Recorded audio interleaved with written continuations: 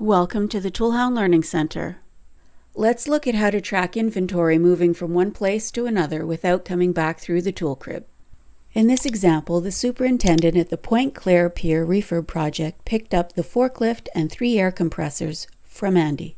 Reassign Assets combines the return and issue transactions, so on the left, we'll enter Andy's ID, the transaction type, and the return status.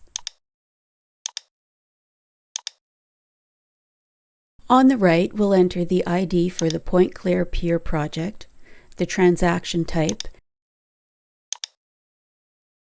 and in this case, the cost coding information. Next, we click Issued Inventory to view all the items currently issued to Andy, and we'll select the tools and equipment to reassign.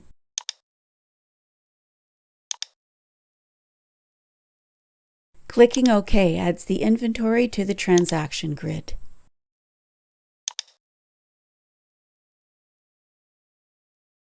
Optionally, we could choose to print transaction receipts, and then we'll save. Note the 2 transaction numbers. One is for the return from Andy, and the other one is for the issue to the Point Claire Pier project.